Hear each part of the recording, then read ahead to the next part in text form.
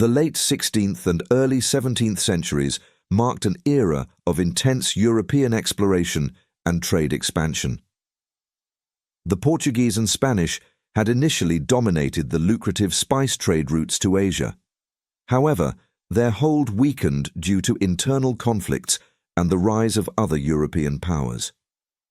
Amidst this backdrop, Dutch merchants sought to enter the Asian trade market, primarily driven by the demand for spices like pepper, cloves, and nutmeg. In 1602, the Dutch government consolidated several competing trading companies into a single entity, the Vereenigde Oost-Indische Compagnie, VOC. This unification aimed to pool resources, reduce internal competition, and strengthen the Dutch presence in Asian trade. The VOC was granted a 21-year monopoly on Dutch trade in the East Indies by the States General of the Netherlands. This monopoly allowed the company to establish a powerful and centralized trading network. The VOC was revolutionary in its corporate structure, often considered the world's first multinational corporation. It was managed by the Heeren XVII, Lords 17, a board composed of representatives from the company's 6 regional chambers, each based in major Dutch cities: Amsterdam, Zeeland, Middelburg, Rotterdam, Delft, Hoorn, and Enkhuizen. The board made strategic decisions while the local chambers handled day-to-day operations and local trade matters. The VOC pioneered modern financial practices such as issuing shares and bonds to the public.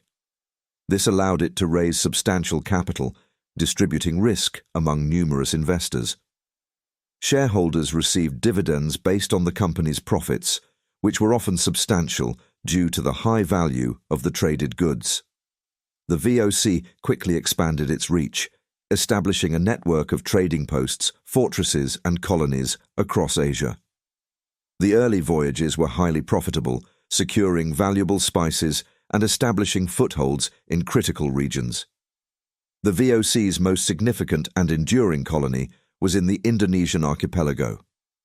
The company focused on the Spice Islands, Maluku, and established its headquarters in Batavia, modern-day Jakarta, in 1619. Batavia became the nerve center of VOC operations, coordinating trade and military activities across Asia.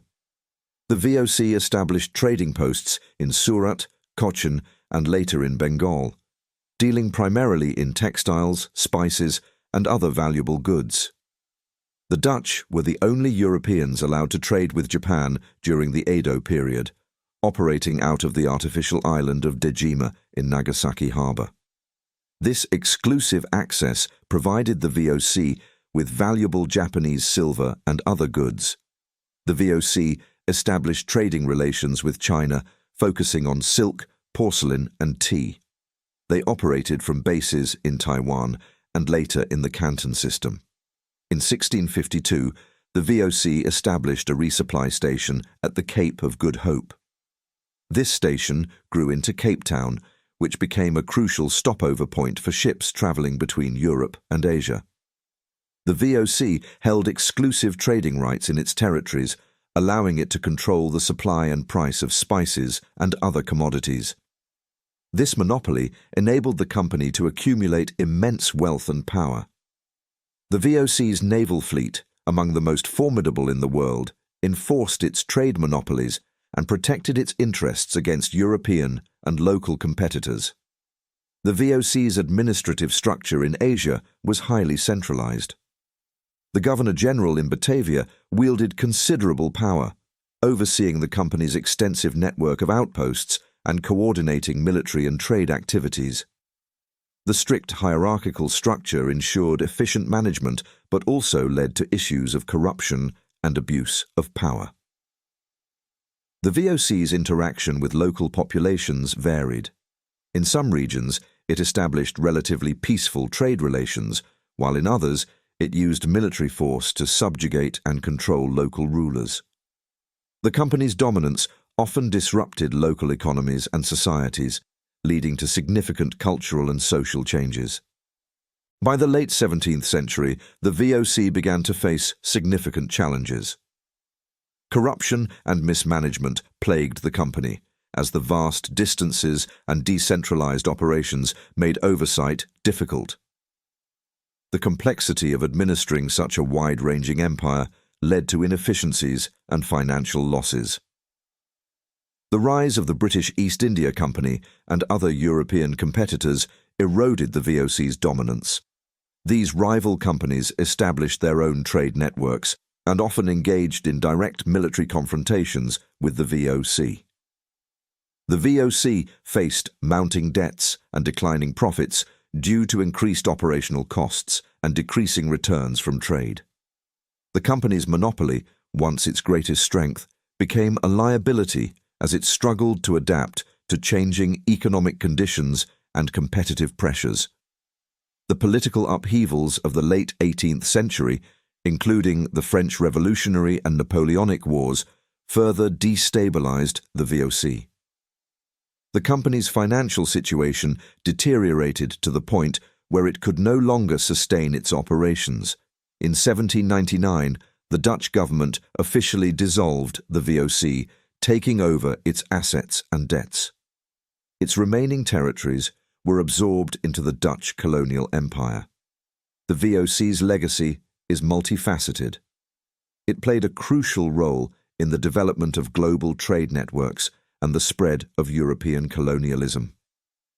The company's financial innovations influenced the development of modern capitalism and corporate governance.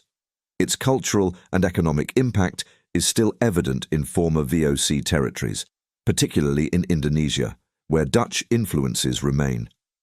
No businesses that directly originated from the Dutch East India Company, VOC, still operate today, as the VOC was dissolved in 1799. However, the legacy of the VOC influenced the formation and operations of several modern companies. Many companies in the Netherlands and former VOC territories indirectly trace their roots to the economic activities and trade networks established by the VOC. For instance, the infrastructure, trade routes, and commercial practices developed by the VOC laid the groundwork for subsequent enterprises in these regions. The VOC's financial innovations, such as issuing shares and bonds, influenced the development of modern financial markets. Amsterdam's status as a financial centre can be partly attributed to the VOC's activities. Modern Dutch banks and financial institutions, while not direct descendants of the VOC, operate in a financial landscape shaped by the company's legacy.